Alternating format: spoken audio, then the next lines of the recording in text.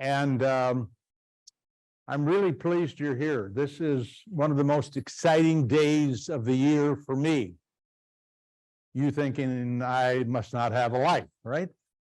But the fact is the opportunity to spend a few minutes with folks who are about to go out into the world. How many seniors are here and are going to be graduating? Okay. How many of you are from Ben Joyce's class? Oh, a lot of you. Super. Thank you for coming. And we've got a handout up there. We also have some free books. Now, some of you maybe already have the book, in which case, if you take another one, please find another young person to share it with, okay? We've got a handout over here. Who doesn't have a handout? You don't. I'll get it. I'll get it.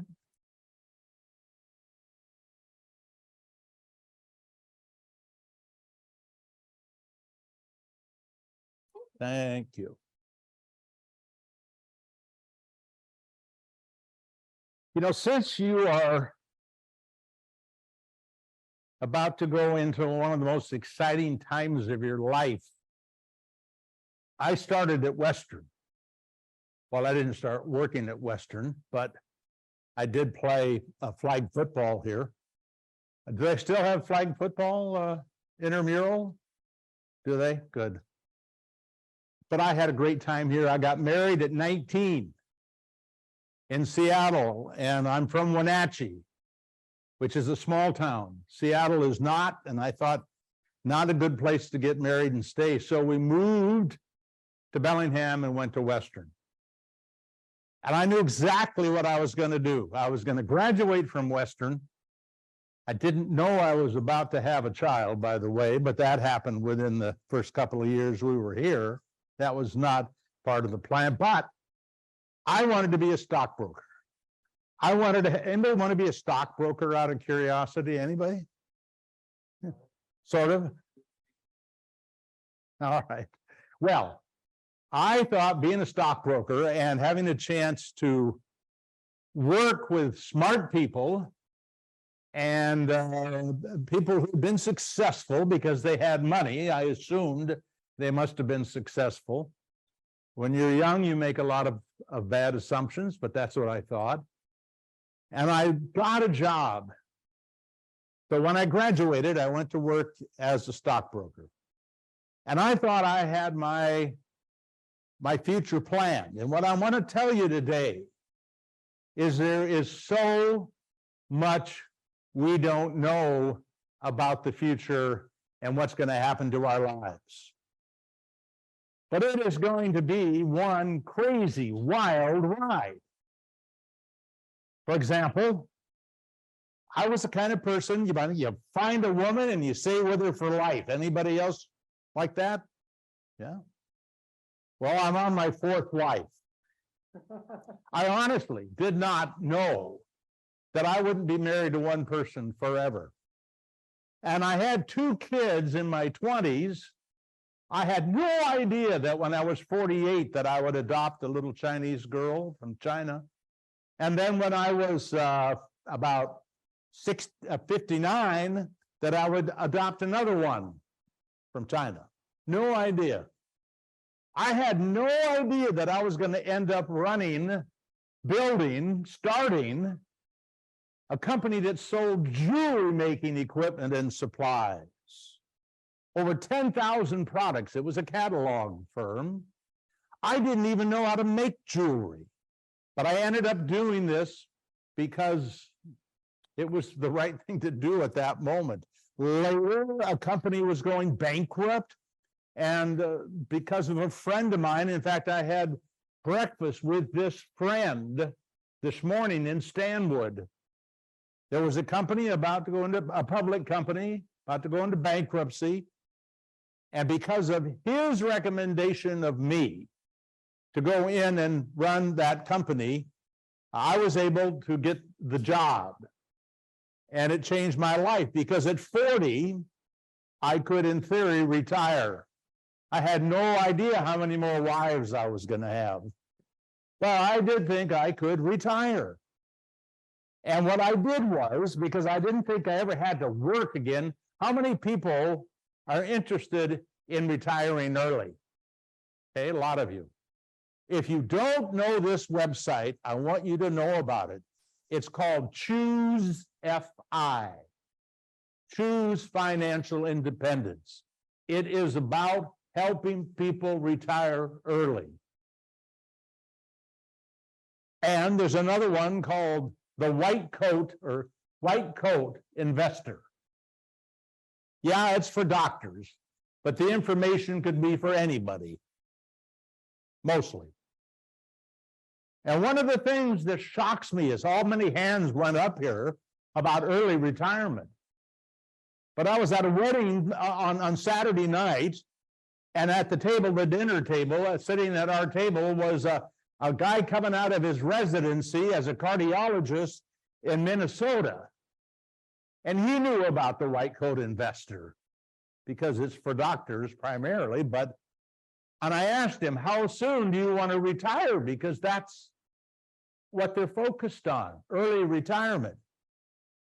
And here's a guy who's put all these years into getting an education that allows him to go out and help people. And now he wants to retire as soon as possible. It's a fascinating part about our society. I don't think I would have found this when I was here in 1966. But Choose FI and White Coat Investor are worthwhile. I think I had my outline here someplace. I made a few notes. No, not those, but the one I had notes on.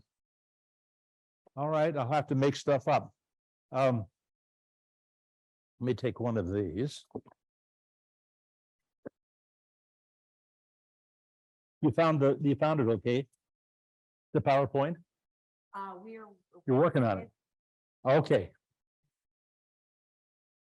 So here's the outline for tonight. And it says strategies for financial success. And I'm here to tell you that on the one hand, your future, as I would guess it will be, is so unknown. But I'm telling you that there's one area in your life that it is relatively easy to control and to put on automatic and make sure that you get where you want to go financially.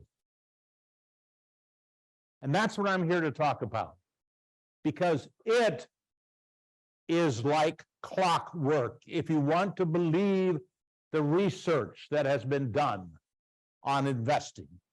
And I even say 3 simple steps to retiring with millions.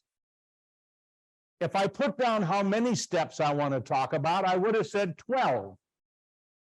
But every one of these 12 is $1 million decision. And you might say, do you mean that I could have $12 million? I mean, you could have a lot more than $12 million. Do you mean I could have more than 12 million if I didn't have 5 million to start with? Yes.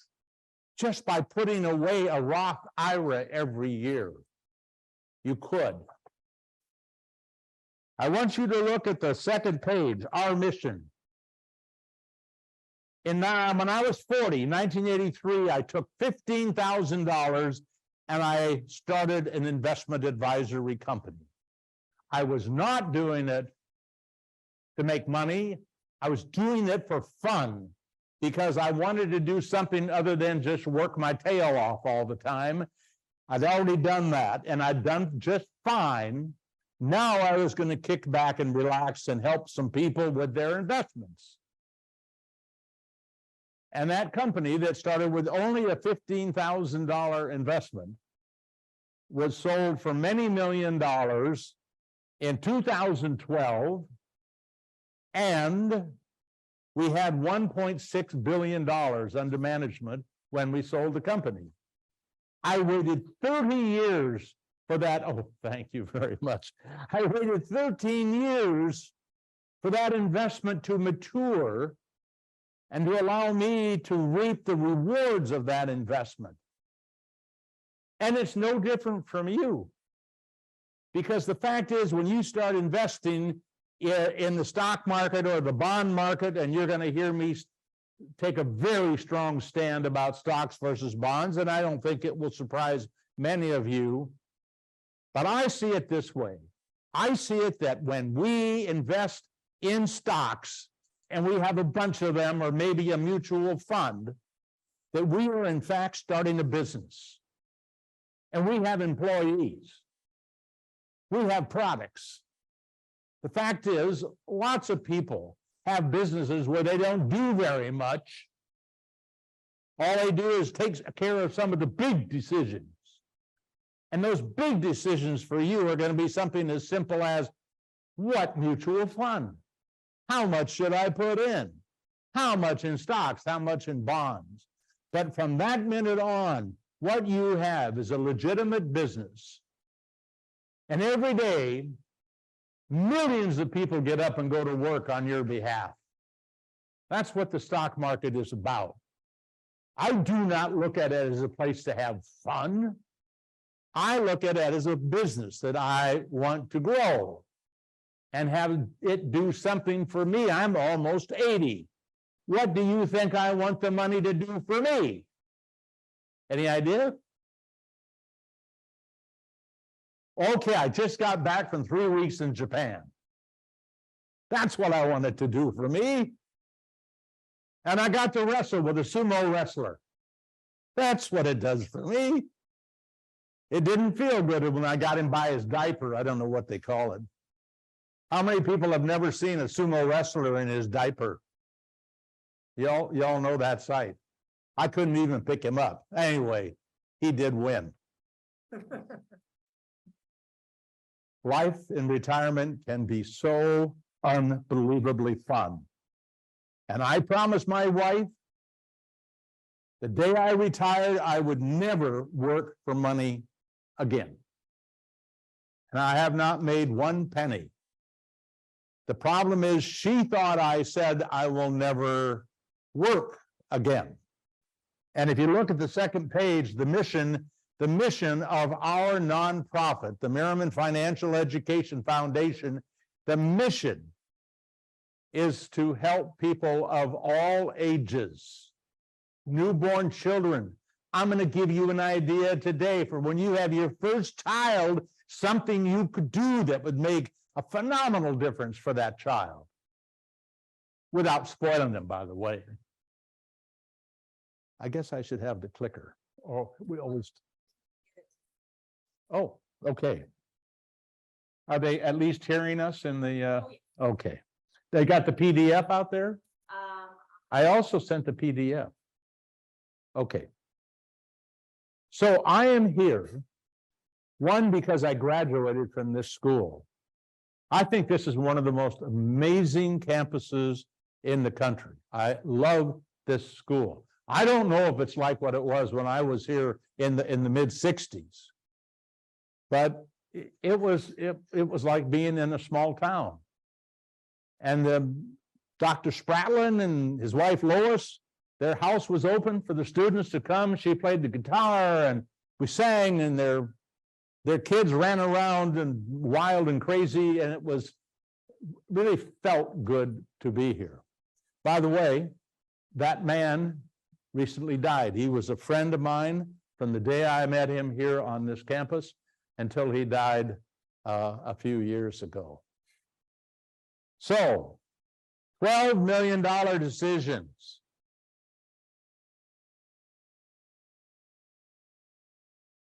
The book that you're going to take a free copy of before you leave gives these to you in detail. I want you to notice there's a quote here from Warren Buffett.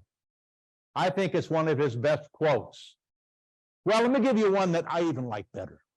He says, don't save what's left over after spending, but spend what's left over after saving. And if you want to beat corporate America and have half a chance of investing over a lifetime and making your money work for you rather than your money working for somebody else, I think the most sure way to do that is to take out money and put that money away before you start living off it, because they are so good at stripping you of what you have. You got to fight back.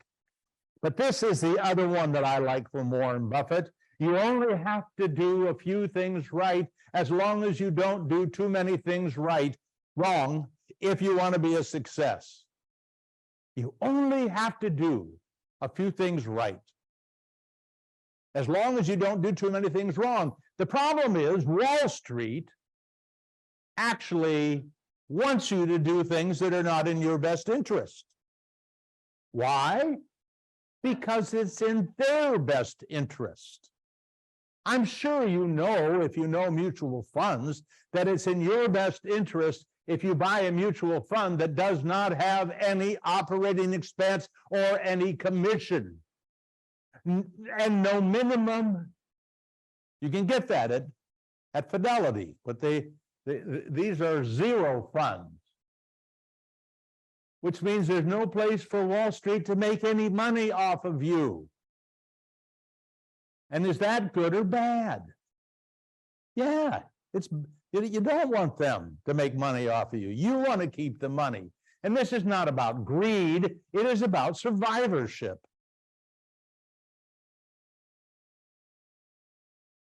I think what I'm about to share will be new to you, Eric, I think, since you've seen my presentation before. But I made a presentation to engineers at Rutgers back in New Jersey, their honor society. And I tried this presentation on them. I thought that as engineers, they might like it. And the response was just fantastic. They seemed to get investing at another level and what their responsibility as an investor is. And it says here on this page, follow the math. And I really do believe that once you learn how to follow the math of investing, it will motivate you to do the things that change your life. You know, obviously, saving versus spending is a big fork in the road. And if you're not going to save, it's pretty hard to get ahead in terms of taking care of later. And when you have a kid, according to the actuaries, that later is really late.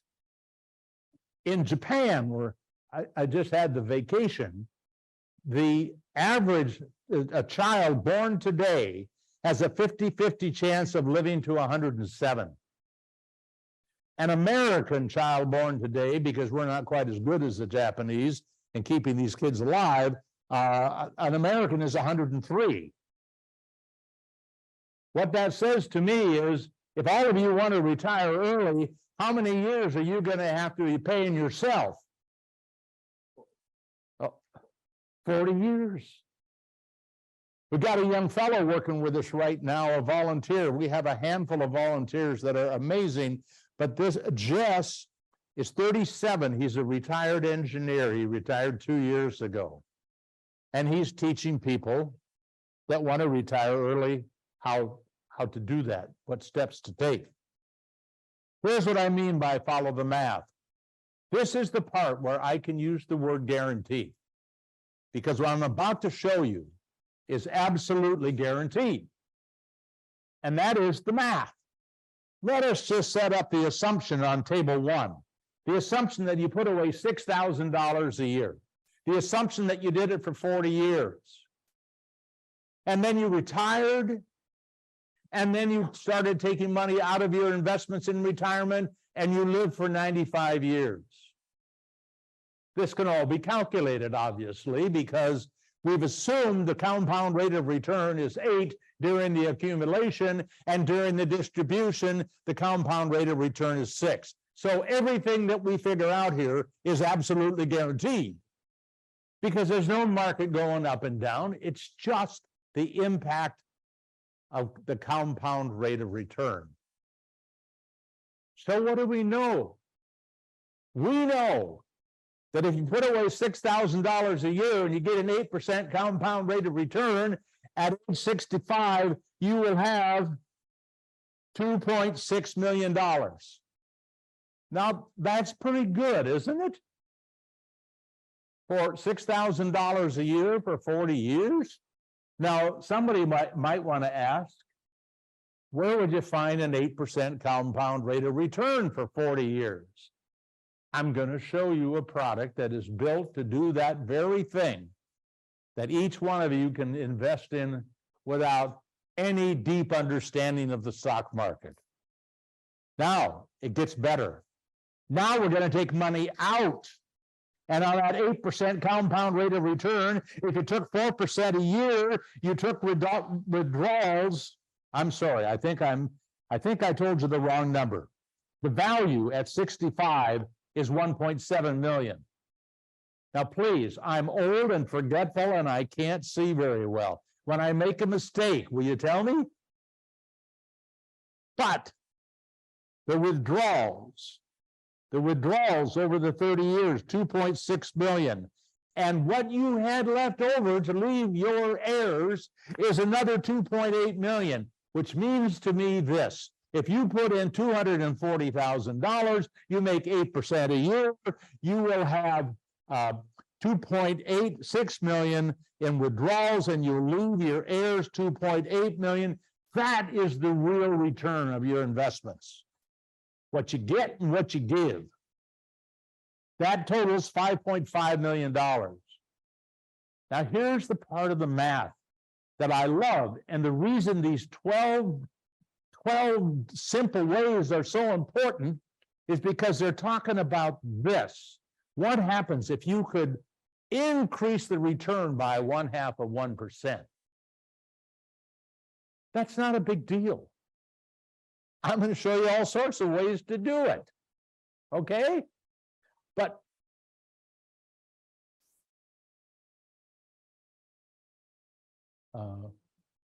no. I feel terrible. Anybody got a pen I can stab myself with? Okay. So here's what I know. If we could figure out a way to make an extra 0.5% during the accumulation, during the distribution period, you will obviously have more when you retire, and you'll get more in retirement. As a matter of fact, the combination of what you get out and what you leave to others, instead of 5.5, is 7 million. You got an extra $1.5 million on an investment of $240,000 because you found 0.5%. Well, trust me, Wall Street wants way more than 0.5% out of you, which means if they want more than 0.5% out of you, it means you should be able to keep it. And that's one of the goals as an investor I would really like you to focus on. But there's more. Ah, yes. Oh, my God.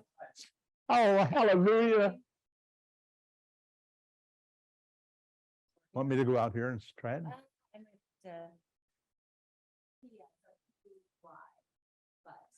Oh.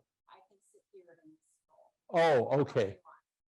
I'm on table 2. Table 2. Okay. Thank you. That's very nice. Table 2 shows scenario 3, where instead of getting 8.5% and adding 0.5%, you're getting an extra 1%. That gives you 9%. I want you to notice the total benefits down at the bottom now. It's not 2 times 1.5 million, because you got more money compounding on top of more money. It's 3.5 million. You get an extra bonus of $500,000 by going from 0.5% to 1% better. Now, I don't know how inspirational that is to you, but if I believed that you could really do things to create this extra return, I would think it would give you help. By the way, I do want to mention something. Going back to the previous, I don't have to go back there, but I'm just going to tell you that the additional amount of money that you had at retirement was only 15% more. it was 1.9 versus 1.7. So it's not like these are huge differences we're dealing with. What we're dealing with is a huge amount of time and a relatively small amount of money. It is truly the magic of compounding. And I think it's in your control. This is not something that you can't do something. You can do something about it to make that extra 1%. I want to go on to the next slide. This slide makes one change, and it's all about you. And I want you to realize that so much of your success as an investor will come from your discipline. Your saving discipline, of course, is big. Notice here, the only thing we did different, we assumed the 9% during the accumulation, we assumed the 7% during the distribution, and we assumed that every year you added 3% more. So the first year you put in 6,000, the second year you put in 6,180, and so forth. So you're raising the amount, and as you will see here on the table, instead of saving 240,000, you saved 452,000.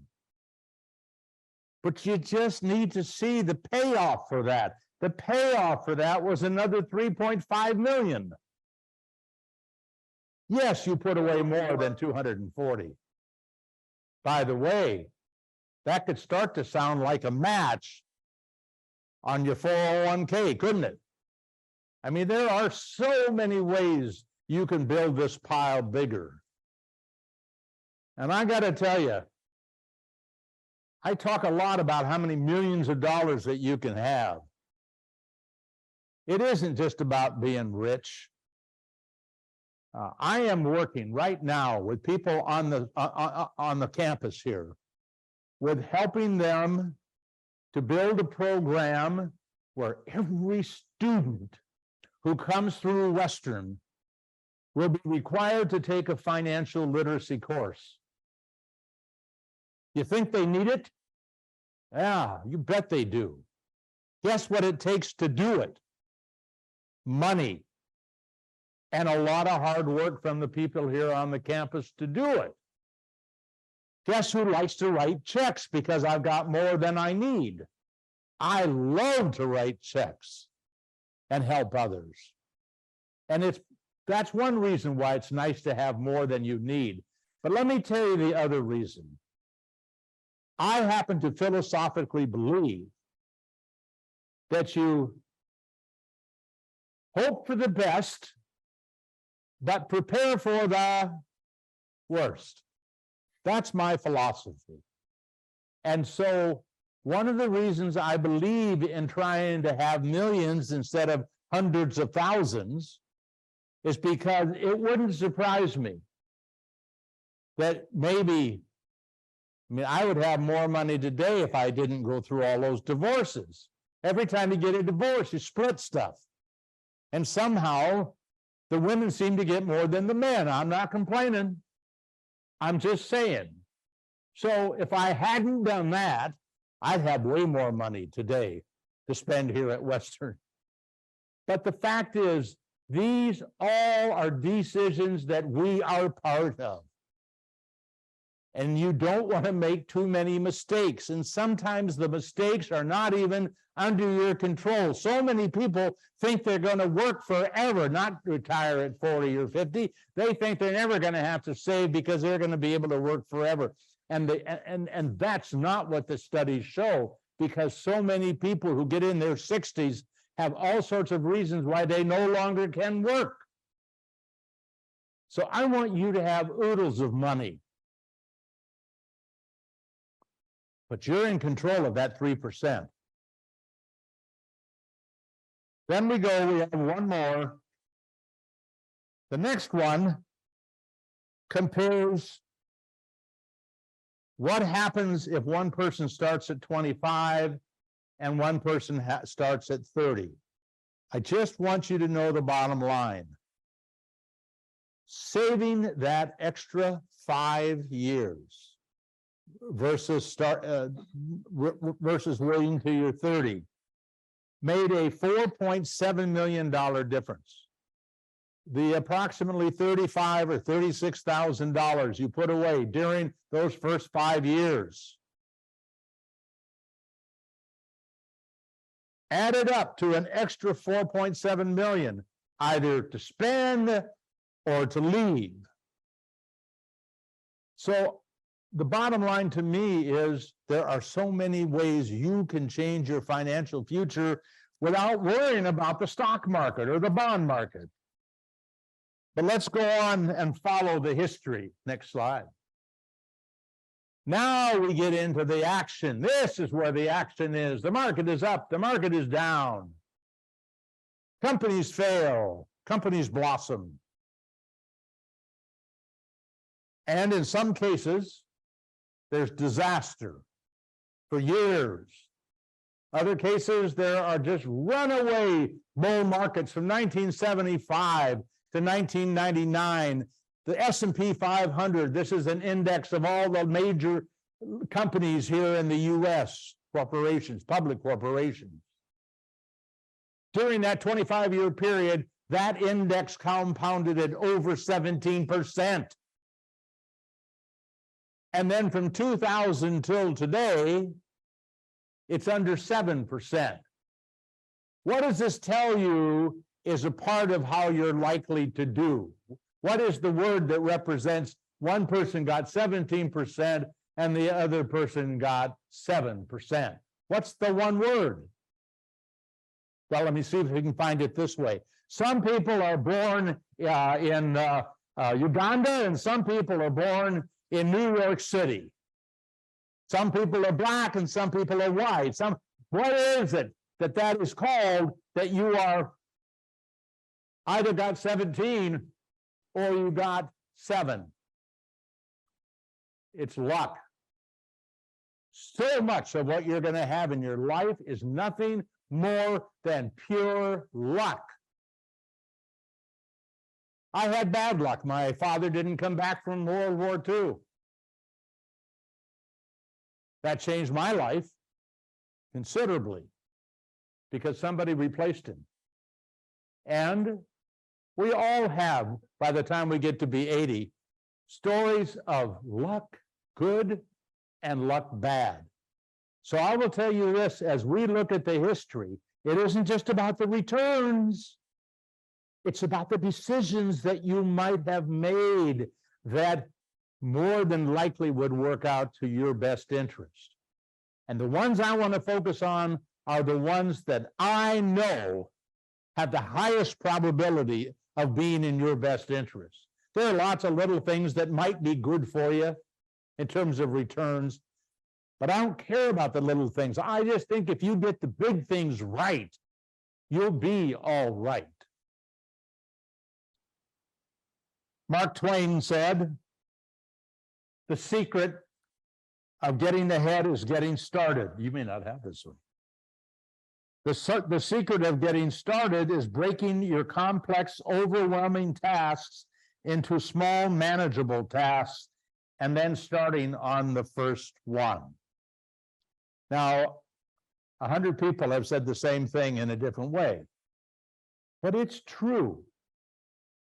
If I give you, I have a free book, 101 Investment Decisions, guaranteed to change your financial future. The purpose of that book is to say, oh, I've come to a fork in the road. I've got to make a decision. In this particular case, the first decision is pretty simple. Save versus spend. I already mentioned it.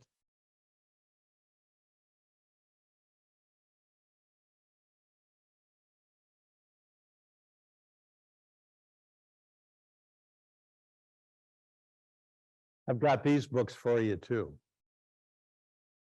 This is written by a guy named Paul Hayes. He's a friend and he's a member of our board of directors of our foundation. Paul says in his book, Spending Your Way to Wealth, he says you got to remember that saving is spending later. That's what it's about. It's not about giving things up. It's about celebrating things later. I want to make sure you get a copy of this. He was kind enough to let me give them away. So, how much do you need to save? Let me tell you what the experts say. 15 to 20%. All right, that's not going to happen, you say. Then start with 5 or 10. You're going to say, wait a minute. In fact, I'd love to see you put that $6,000 away in the early years of the possibility that you have earned money and you legally can do that. And you're saying, well, I'm not making enough money. Well, I would say get a second job. And by the way, I mean that. If it's important enough that you have an extra $4 million later in life because you worked part-time. My friend that I had breakfast with, when he got out of Western and started working at a bank, he started buying houses and fixing them up and putting money aside. And he does have stuff to show for it. It's hard for us, I think, to think about having a second job when we have a degree. A person with a degree doesn't need a second job. Well, they do if they can't afford to save. And of course, you can say, well, I'll get around to it later. I got it. But you can see the impact of it. At an absolute minimum, save up to the match in your 401k. Absolutely at the minimum, because a company will be giving you possibly as much as 3% of what you're making to put into a 401k, but you only get it if you put money in. Now, in some companies, they actually give it whether you put money in or not. That's a really good company.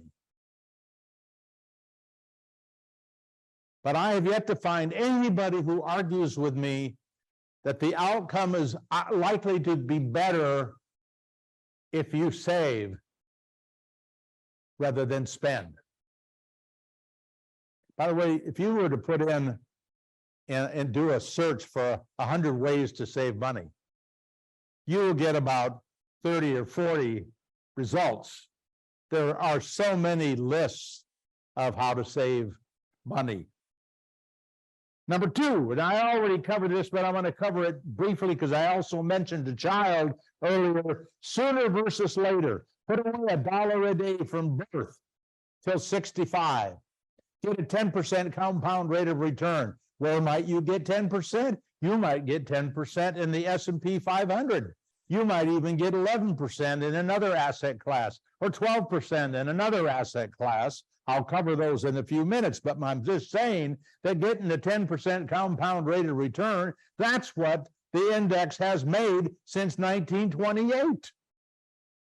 Now, there are periods that made less and periods that made more. But you got a legitimate shot. So a newborn child, $1 a day until they're 65. Maybe you do it until they're 21, and then they do it until they're 65. That's $1.696 million. $1 a day. If you wait until the child is 10 and you do it to 65, it's $1 million plus less. And if you wait till they're 21, because that's the way we like to think about people. Well, we'll help them later. No, I mean, the crazy thing is the huge impact that you can have by putting some money away today. When my new granddaughter was born, put money into an account that it is there to fund her Roth IRA for as many years as it will. Number three. Now, I said that 0.5% would add $1 million plus, which means if I could ever find a way to add 5%, that would suggest I would get 10 times $1 million plus if I made that decision. That's exactly what you're looking at here in the question of stocks versus bonds. Bonds are, that's where you, in essence, loan money to the government or to a corporation. They promise to pay you an interest rate, 5%. And when it matures, you get your money back. Or if you buy a stock, you actually buy a share of the company and you get what it does. If it's Microsoft or Tesla or any growth issue, you get the growth of that company in the same relationship as to how much you put in. You can buy $10 of Tesla if you want. You can do that. And you will get the same percentage return as every other investor, except yours will be on $10 and theirs might be on 10 million. But when somebody tells me, oh, and there's another point here under number 3. Understand, bonds are very low risk in the short term. The odds of losing money on the short term is very, very small. Stocks are very risky on the short term. You could, in theory, lose 10% of your money in one day in stocks. But for the long term, bonds are risky and stocks are not. And that's because bonds don't even make enough to make up for most of the inflation that you will live through. Go with me to the next page. Stocks versus bonds, fixed income first. Here are the returns. This is for a $100 investment in 1928.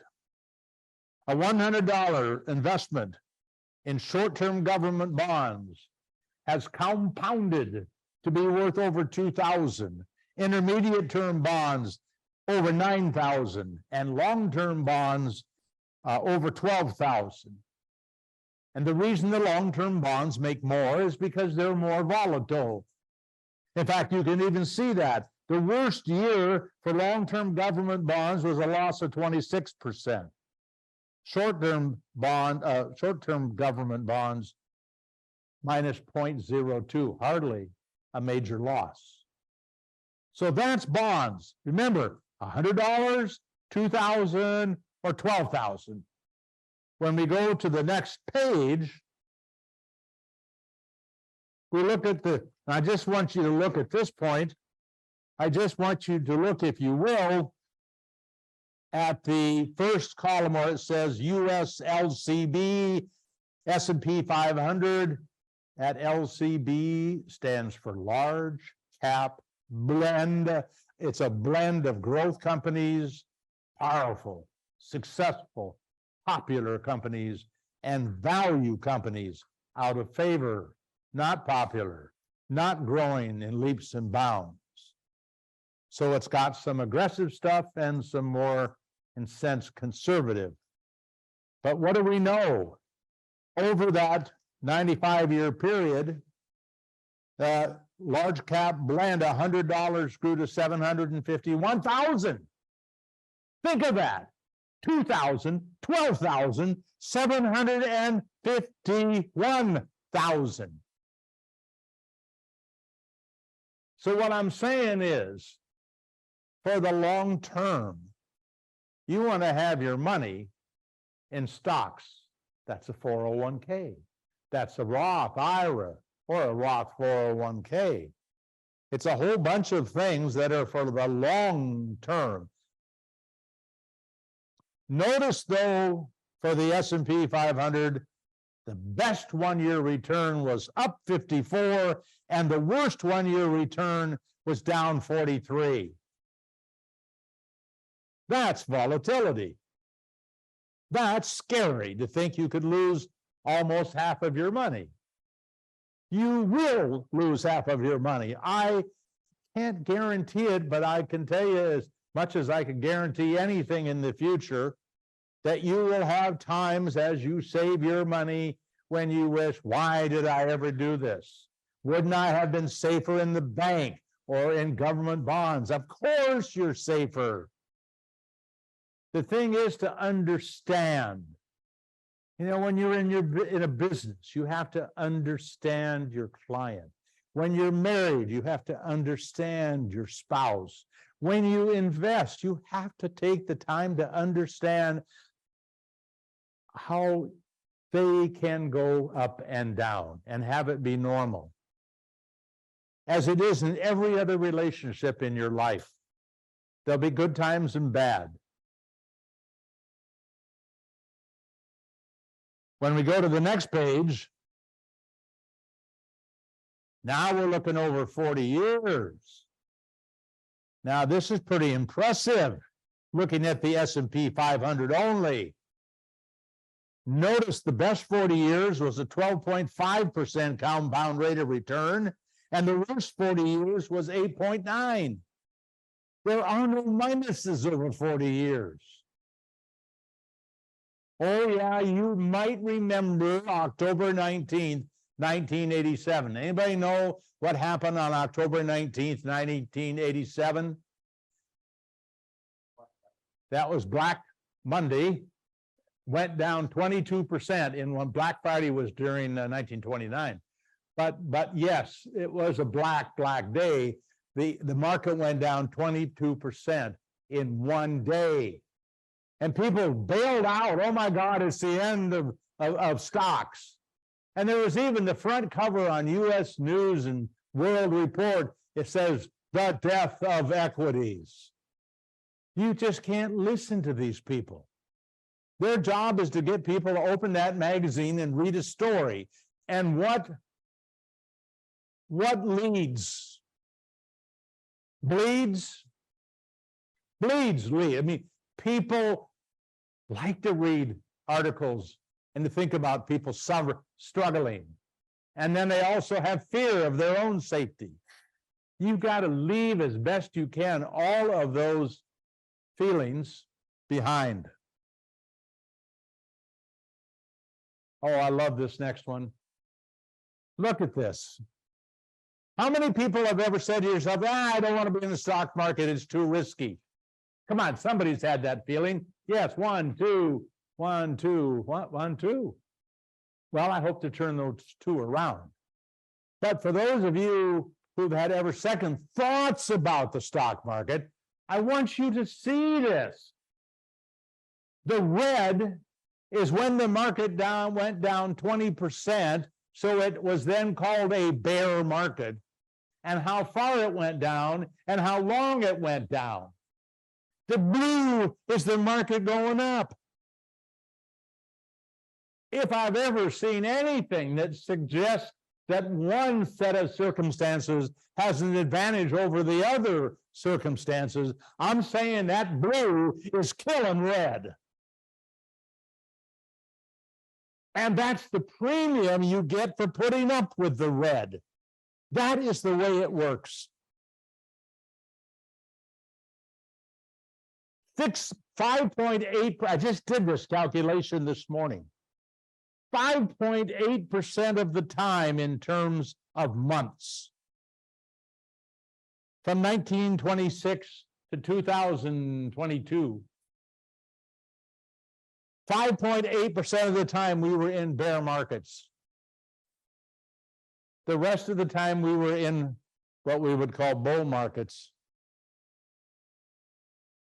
If you swim against that, if you are so afraid of those red periods, it is going to keep you from enjoying some amazing blue periods. And this isn't even the best. Number 4. Here's what they tell us. By the way, I mentioned Wall Street as a source of information, and I don't trust Wall Street personally. There's too much money to be made. But the people I do trust are what are called academics. The people who have looked at investing not through rose-colored glasses, not through with an attempt to figure out how can we sell somebody, whatever it is, we're trying to sell them, but rather just looks unemotionally at the data. And here's what we know. If you own one company, I don't care if it's Tesla, if you own one company, you are at huge risk. Well, if you own Tesla, you've seen it go down by more than 50%. So that's pretty risky stuff. And there's nothing that says that it has to go back up. We believe it'll go back up, don't we? Yeah, we do. But we don't know. One company is hugely risky because you accept the possibility that it won't make it. And about 50% of all public companies since 1926 either have not made it or have made almost no money. As a matter of fact, if you looked at all of the public companies, Dr. Bessenbinder did this study along with some other folks. They looked at every public company. 4% of the companies made most of the money. The other 96% made about 3% on average. So what the academics tell us, based on history, is that it makes more sense to own all companies than it is to buy the handful that we think are great. I just saw a report on Morningstar about the returns of the most popular companies starting in decades, at the decades. And it turns out if you buy the 10 most successful companies at the end of a decade, your future return will be less than the S&P 500. So I know it looks easy, but it isn't. And the easy thing to do is to own all of them. If it's all 500, that's okay. I want you to do something more than that for you, not for me. So it's very risky when you buy one company because you are accepting the risk that that company will go out of business. Enron was the 7th biggest company in the country when it went out of business. Now, I'm going to skip this one and go right on to number 5.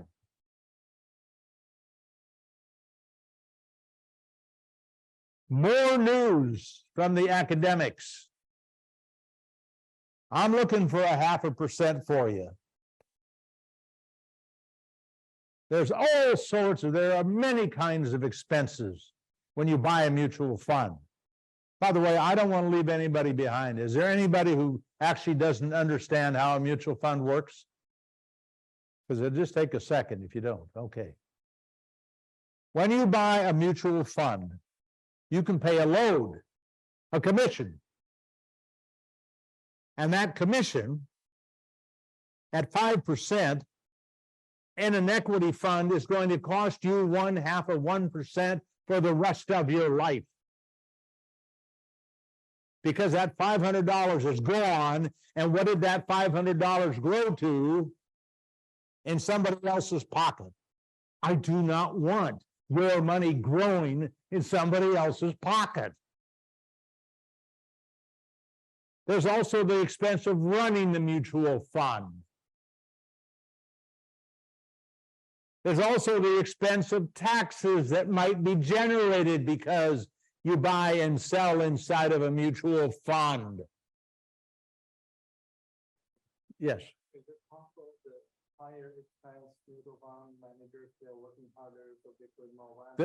A great question. Is it possible that because somebody's being paid more and working harder, that they're going to do better for you? Let me tell you what the odds are so that you understand if you're going to choose a certain curtain to open, why you would want to open the index itself. There's a study that comes out every 6 months. It's the SPIVA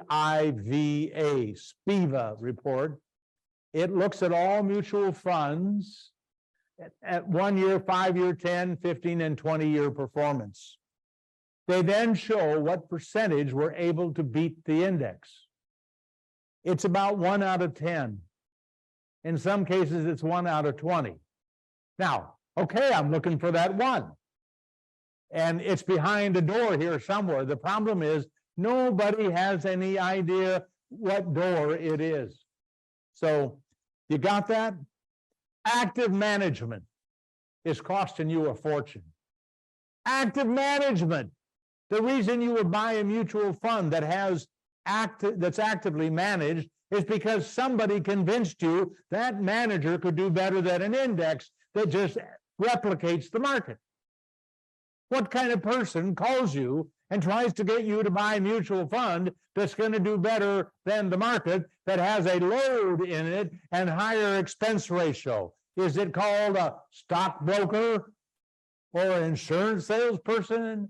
I mean, there are all sorts of people who make a living selling people stuff that is not in their best interest. But that's the American way, and I'm not being a cynic. If I walk into Ford, should I expect the Ford salesperson to tell me, you know what, a Honda's really a better product? But no, their job is to sell you something. They're working for a company, and that company wants them to say what it takes to sell something. And I am waiting for the phone call from somebody who said, I finally found one, Paul. You could stop telling that story. And the story is, I am waiting to hear that some young person went in to buy a car from a car dealer, and about the time they were ready to sign on the line, the salesperson said, wait a minute. Have you done your IRA yet? Have you taken care of something that might be more important than this car? They aren't going to do anything to get in the way. In fact, the one thing that we're taught in sales, don't ever ask people a question that and the answer could be no. Salespeople are trained to represent the people that they make a living from. And it's not evil, but it can be harmful if we are not good consumers.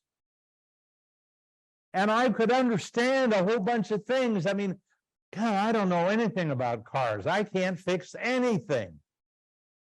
One of the reasons I wanted to have lots of money when I was young is because I wanted to always be able to hire people to do stuff because I knew I couldn't do it. So people like me are at risk because I don't know the questions to ask. I wouldn't know how to challenge somebody in a repair shop regarding my car. I wish I could, but I know that these decisions are so unbelievably simple that anybody, high school kids, I teach this to high school kids and they get it. They pretend they get it anyway. I already just mentioned actively versus passively mutual funds. Passive funds are called index funds. Index funds replicate all the big companies in America, all the small companies in America, all the value companies in America, all the real estate investment trusts in America. Now, they may not have them all in there, but they're trying to build the portfolio so it replicates that index. They're not looking to beat the market. They're looking to be the market. And as an investor, we should, I hope, be satisfied with the market. I just want to challenge you in terms of what market are we talking about? Well, I've been talking about the large cap blend S&P 500. Let's go to the next stocks versus bonds, equity asset classes. This page is absolutely golden. By the way, on our website, paulmerriman.com, we have over 200 tables. And we do this because our job is to educate people so they can actually go out and help others. But more importantly, so they can make good decisions on their behalf. Because I want to save them something that a lot of people pay and that I made a living doing. And that is, there are people who do not want to make the effort to do this themselves. It's just too scary. Well, it isn't scary at all. If you do it right, everything you're doing is defensive. Low expenses, defensive. Low taxes, defensive. Many companies, defensive. Now, here we have, yes, LCB. This is the 1 year, 95-year returns, where $100 grew to $751. Well, I want you to look at the next column. It says US LCV, large cap value. Large companies worth maybe $100 billion or more. They're big, but they're not popular. Oftentimes, those could be oil companies, energy companies. Sometimes they're banks, but they're out of favor for a while, and then they come back in favor for a while. Notice LCV, the $100 grew to almost 2 million at 11% compound rate of return. The small cap blend, SCB, those companies are not 100 billion. They are more like $3 to $6 billion companies. Those are not penny stocks, but they're not huge companies. 11.8% compound rate of return, or the $100 grew to 4 million. And the killer asset class is called small cap value. And it is the most productive equity asset class based on all the long-term studies. Having said that, oh, and by the way, you'll notice that $100 in 1928 grew to almost 13 million. When I put that money away for my granddaughter, you think I was thinking 95 years? Sure. And I know what these tables say at 95 years. I suspect she'll sell some of those shares at some point along the way. I hope she does. But that's a 13.2% compound rate of return. Would you understand that if I could convince you that I would like to have you not only have the S&P 500, but I would like you to have some small cap value? Matter of fact, you can see in the far right column there, the combination, the US 2 fund, half S&P 500, half small cap value, 11.8%, $100 grew to 3.9, almost $4 million, 2% better than the S&P 500. And the worst 12 months, the worst year was a loss of 49.4 versus for the S&P 500, 43.3. So not much difference in terms of loss in the worst of times.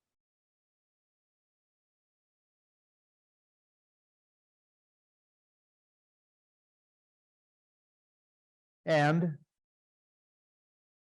this goes out over 40 years. Look at the average return for the S&P 500, 11. Large cap value, 13.4. Small cap blend, 13.7. Small cap value, 16.2. The 2 fund strategy, 13.8. By the way, the 4 fund strategy, if you look at it there, is also 13.8. It's 25% each in all 4 of those different asset classes. So now what we're talking about is not only diversification amongst a whole bunch of different companies, we're also talking about diversification about different asset classes, because different asset classes perform differently. There'll be periods where the S&P 500 is best, and periods, of course, that small cap value will be best. So you will not be surprised in 7 and 8 that I want you to add some small, that I want you to add some value. It will make a difference in your financial future. And I want to show you a very, very simple way to do it. Number 9. Number 9 is really hard for people because most everybody in my industry will say, I don't believe in market timing. I don't believe you should market time. Just stay the course, buy and hold. Don't second guess it, because market timers don't do as well as buy and holders. And that is true. It is obviously true. But then what is it the industry says? Well, you should be getting out of those small cap companies and getting in to the large cap growth. Or you should be getting out of those short-term bonds and moving into long-term bonds. That is all market timing. It is all. Well, why would you want to do that? Well, here's my list of 10 things that are going on right now that make me want to do that.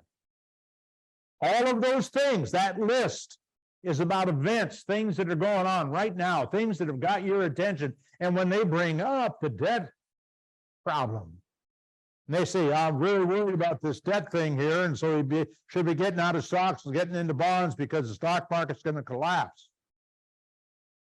They are focusing on what we would call events, things that are going on.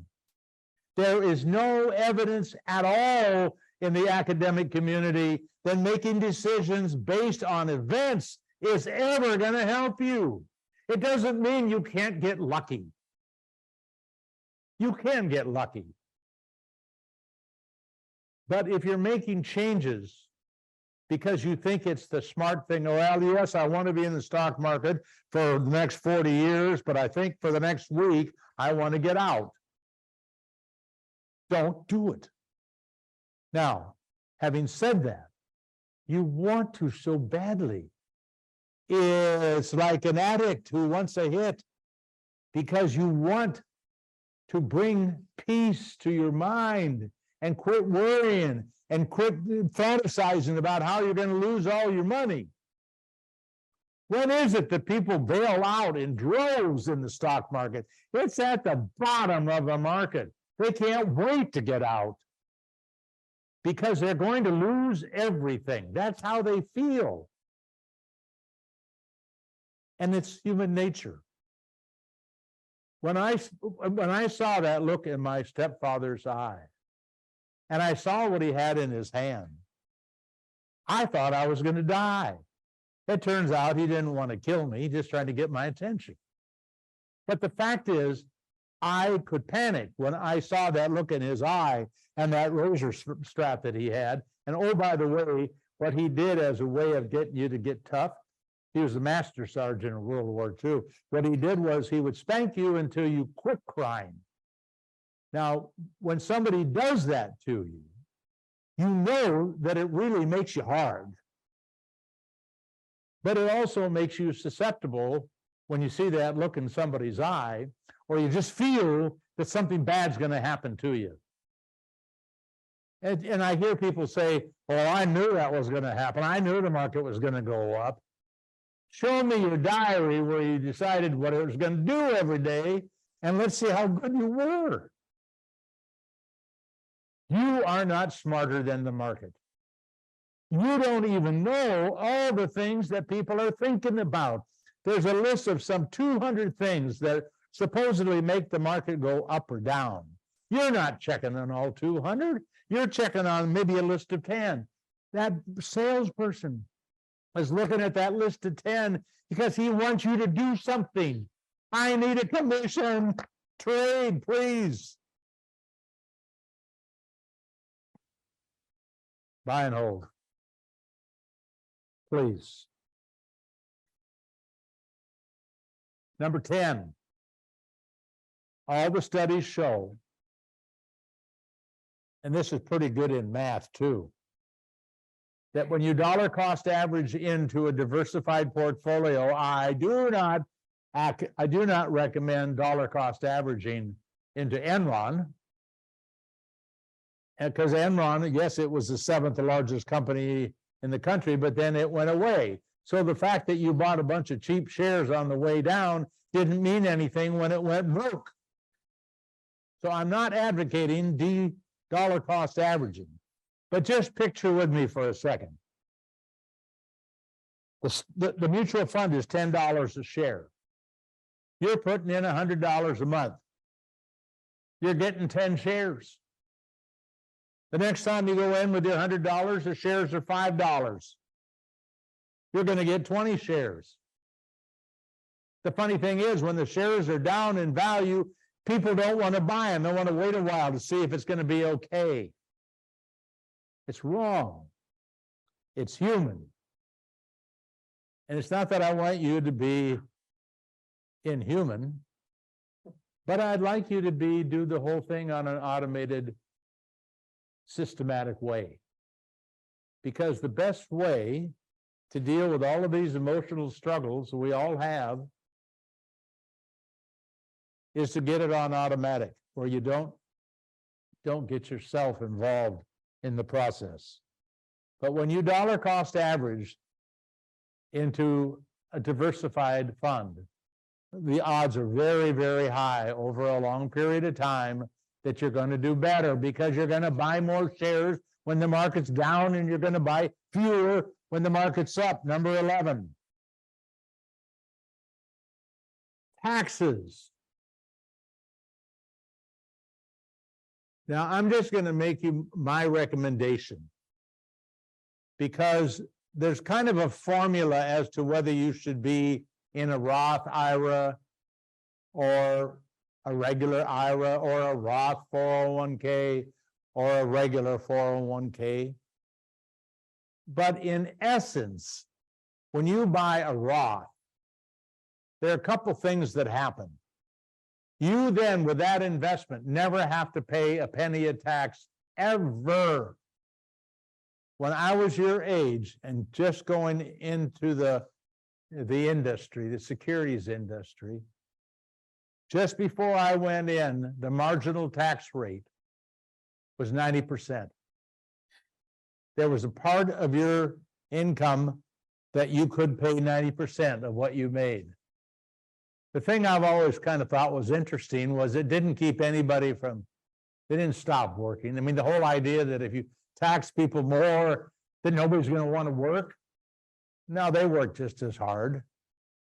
Then when I started in the industry, it went down to 70. We don't know what tax rates are going to be at your age, 50 years from now, 60 years in some cases, 70 years in some cases, 80 years, possibly. So I like the idea of never having to pay tax on that money. The other thing is, when you do a Roth IRA, you do not get a refund. So if you're in the 15% and you put in $1,000, you're not going to get that $150 back. But when you do that, everything you take out of your IRA when it comes out later is taxable. And it would be different if you reinvested the $15. Most people do not reinvest the $15. So in essence, when you do a Roth IRA, you are really investing more money, unless you reinvest that refund that you got. And the reason you want the refund is because you want to spend it. That would be human too. It is pretty amazing. I'm going to be in a meeting in a little while, talking to people, a group of financial management folks. And I look at where you are today as an investor. And let me tell you, I mean, I could go on and on about this, but just take the bottom line.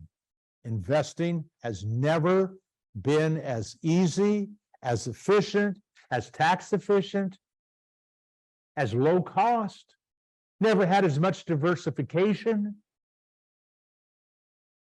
It's amazing.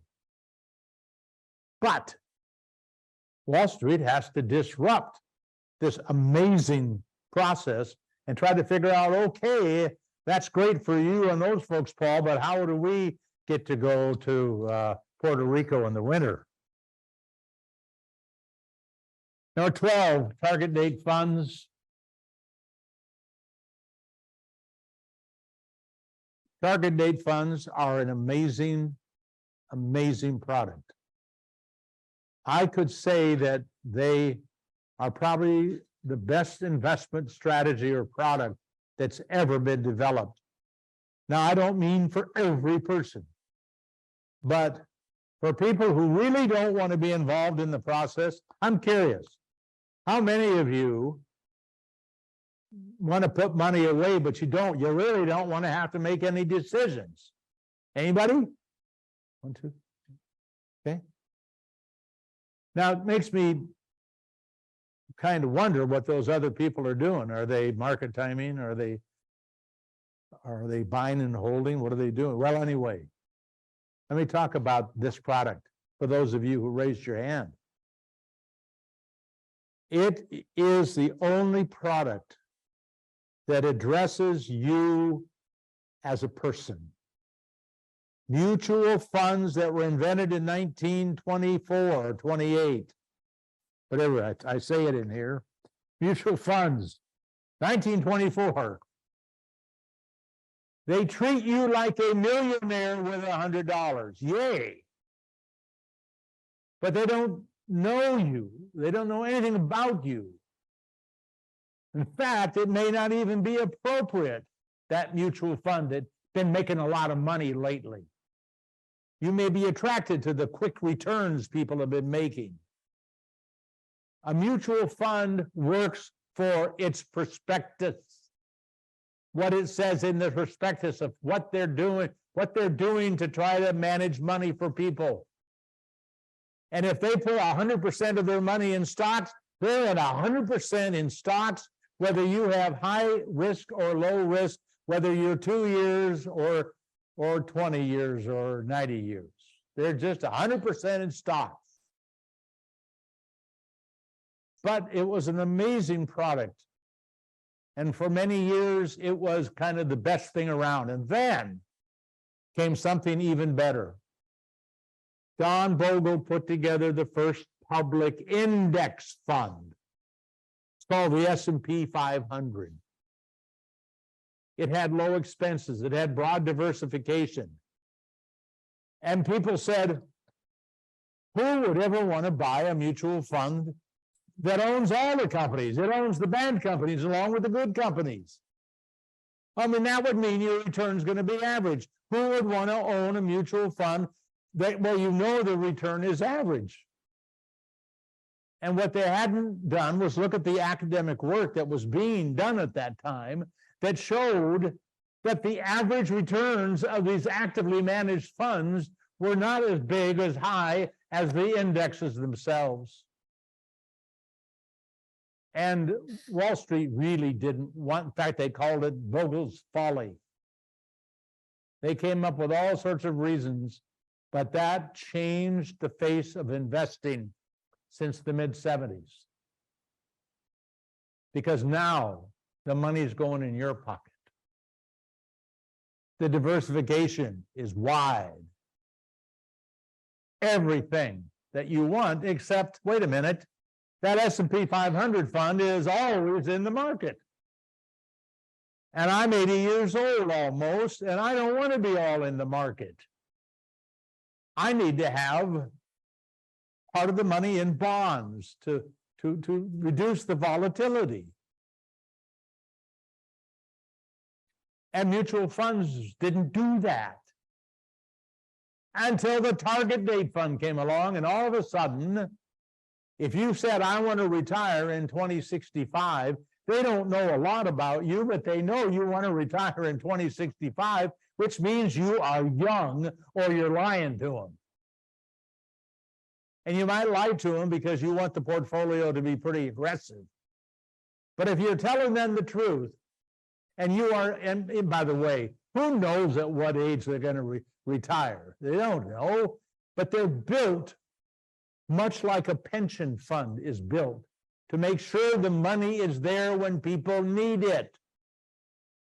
Now, if the person gets really lucky in the market and happens to be there for the 17 point something% compound rate of return, maybe they can retire when they're 50 instead of 65, and that's great. That target date fund is being managed and moved slowly over time into bonds. Now, I can tell you, I don't want any bonds in your portfolio for the first 20 years. And target date funds often have 10%, a little bit of bonds. And I'm going to tell you what to do about that in a second. But I will tell you something about target date funds.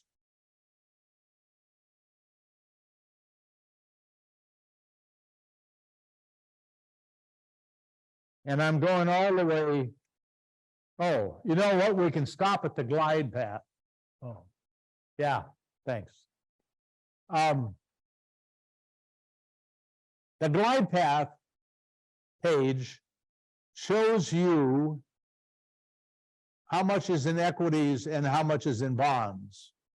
So on the right-hand side, you'll see there's a lot of the light colored, that's the bonds. They would want me to be 70% in bonds and 30% in equities. My wife and I are 50-50 stocks and bonds. We're not in a target date fund because we know we want to take more risk because we've oversaved. And a lot of the money we have is for others. So we're more aggressive than we need to be. But these are two different funds.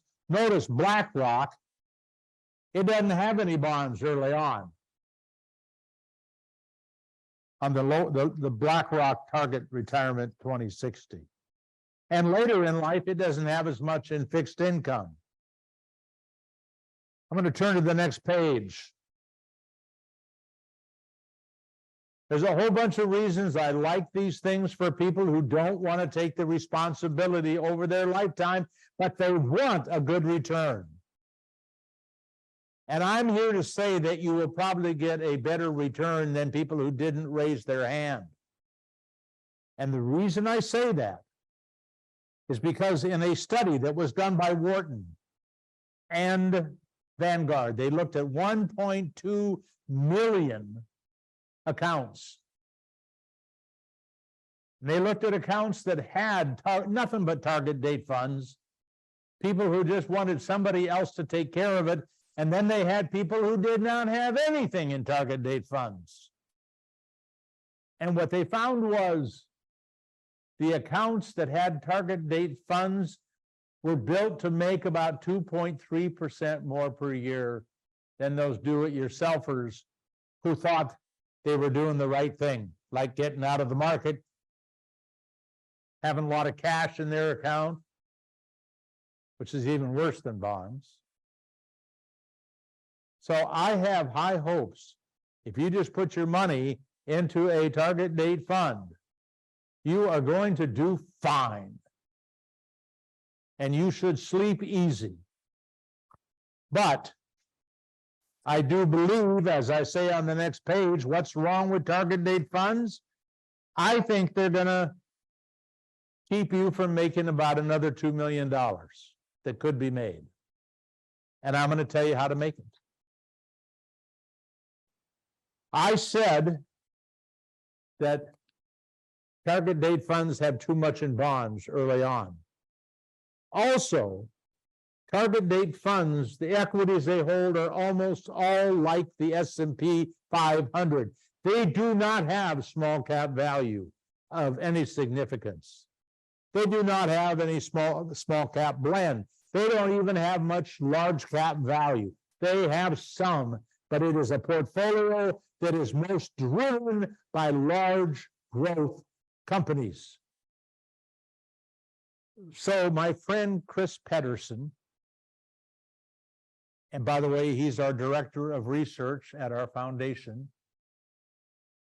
It is, he's been working with us since 2016. hundreds and hundreds of hours every year, wrote a book called Two Funds for Life. It's free to you. And in there, he shows you how. And also, and we're talking millions, the last half of the book is also about target date funds, the one that I did. The addition of just 10 or 20% small cap value is a life changer. It will turn a 2065 fund more than likely from making, and if you go to the page Impact of Second Funds on Target Date Investing, if you simply, and I just want you to compare the relative returns. It says Vanguard-like target date fund.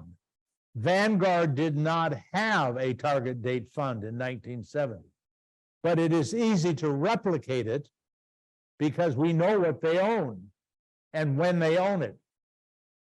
But for what it's worth, an investment in the Vanguard-like target date fund grew to about 7.93 million. Now that was based on the assumption that you put in 10,000 a year and you increased it for inflation. But it doesn't matter. What does matter is the relative return of that fund versus the next one, because the next one says 90% Vanguard-like and 10% small cap value. And you'll notice that the total return at retirement was, and this is at retirement, this does not include the money that you took out and the money that you left to others, but it ended up at 10.3 million. If you had 80% in small cap value, you end up with 12.6. I want to put this in percentages. That 10% small cap value left you with a 30% higher number at retirement. Remember when we did that piece early on and we looked at how much more there was in retirement and we saw that we picked up an extra $1.5 million? That was only a 15% increase. This is a 30% increase, and it's a 60% increase with the 20% in the small cap value. Now, the only thing I can't put up there on the screen is the word guaranteed. None of it's guaranteed. We cannot buy the past. We'd like to buy the past. So we try to look at reasonable returns that are reflective of the past. If your time in the market in the early years looks like 1975 to 1999, I'm celebrating with you. If it looks like 2000 to 2022, you might have to work a little longer. And that's the reality. One of the reasons I did not retire before age 70 was because I wanted to have a multiple of what I needed. And the best thing that you can do, if you have the ability to figure out how much you need to retire, assuming you could take out 4% a year and adjust for inflation, then that's one number.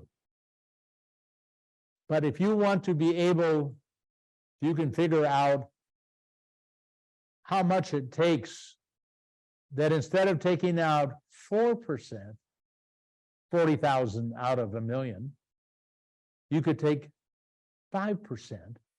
But instead of having $1 million, have $1.5 million. You need $1 million. If what you're looking for is 40,000, that's the way it kind of works. But if you had $1.5 million, but you only need 40, now because you've oversaved, you can take out 5% of $1.5 million or 75,000 instead of 40,000. Now, if this is confusing, it's in one of the 800 podcasts and articles that we have. And we write about it every year.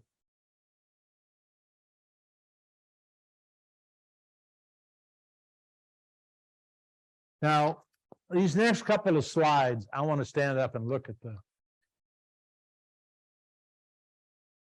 We have what I consider to be information about the 8 most important investment decisions you're going to make. What equity asset classes should you own? That's big.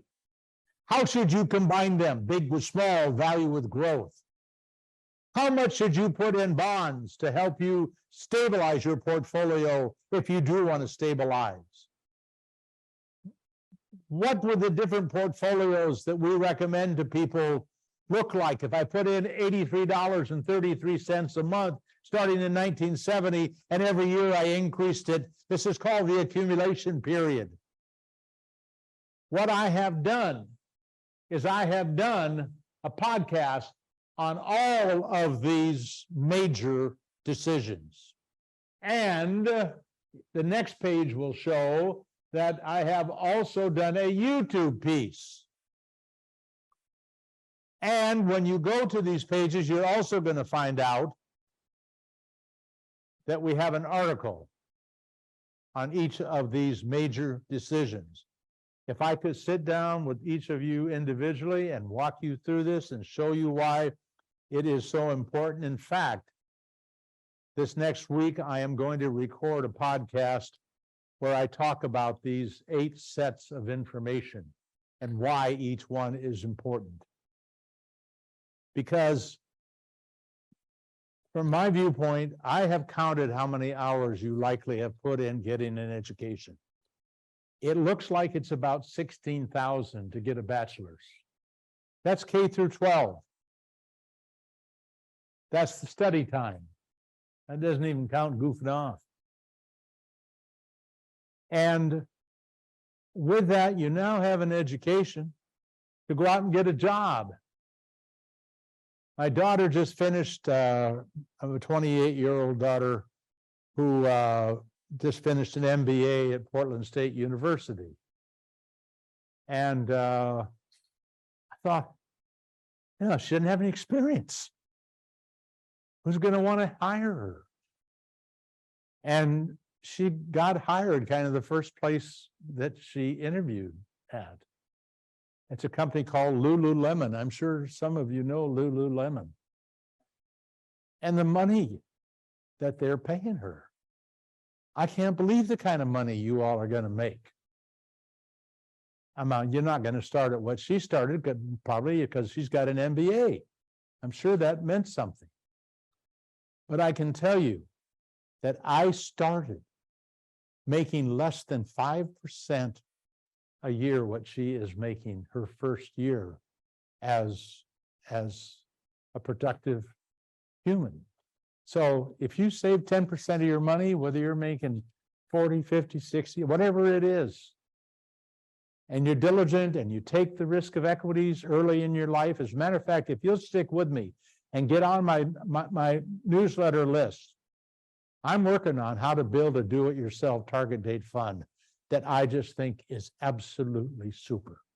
And it is so simple.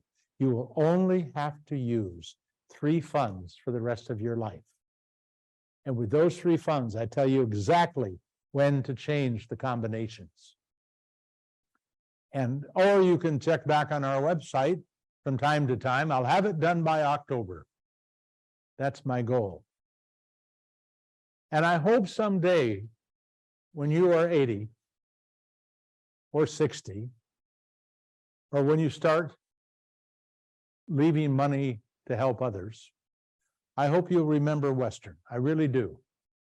They've done a lot. I've sat in the meetings today. I know what they want to do for the students. Now, I'm sorry that many of you are just finishing your career here at the time that, we've been working on this for 10 years. And it's coming, Robert. So you got lots to share, and I want you to share this PDF. You got this book here. We're talking millions, but this book, along with 2 funds for life, you can actually get your own a PDF and you can mail it to your family. You can mail it to friends at work. And it is not, it is not built to try to make a dime off of anybody. In fact, when people go to Amazon and buy one of these, the money goes to our foundation. I'm legally not allowed to take any money out of the foundation. That's the way we set it up. But I want this book to be in the hands of 1 million young people. So you read it, come get one. And I don't know if there are more in the back or you got plenty. Okay. Anyway, Paul at paulmerriman.com. I think that's the last slide. And that means that, well, there's the 2 books. And you can get them both on our website with the PDF. Oh, I got to make this quick. First year, I want you to start saving. I don't care if it's a little tiny bit. $25 a month, get started. Start to get a feel of it. I'm saying some people have parents who are going to leave them money. I've talked to, when I was an investment advisor, I would talk to my clients. I'd say, now you look, you can help your kids do a 401k with a match or a Roth IRA when they're in their 20s. You want to leave them some money, leave them some real money, and you can quit worry about them, but you give them the money right now. And by the way, what I told my kids when I did this for them, I said, if I find out that you sold this before you're 59 and a half, that's the last money you're going to get from me. And I asked my son recently, who's now almost 59. I said, did you believe me? He said, did I believe you? The money's still there, Dad. Get a plan to pay off the student debt. There are lots of really great articles on paying off student debt. The Balance is a website that does some of that. NerdWallet has some stuff that's pretty good. But there's my email address. You know what I like you to do when you email me is just in the subject line, WWU. So I know from whence it came, and we'll know that I need to answer it sooner rather than later. I love working for you. I hope it changes your life. I hope so. And I love emails. I would love to get some feedback on this presentation. You can send it to Paul at paulmerriman.com. I would love feedback from you. And when you open up that first 401k and you made decisions that you know were things that you learned about here today, I don't make any money, but when I get those emails, it is great psychic income. It means a lot to me. Thank you all very much. Thanks. Thank you all for attending and in the room and on Zoom. And don't forget to read books. Books. Don't forget to go to paulmerriman.com to learn more. And I just want to thank everybody again, thanking Paul for his expertise. Yeah, you're welcome. Nice to see you again. You bet. You're welcome. Mention the FMA talk later. Yeah, I'm going to talk. Yeah. Sweet. Yeah. Do you want to mention?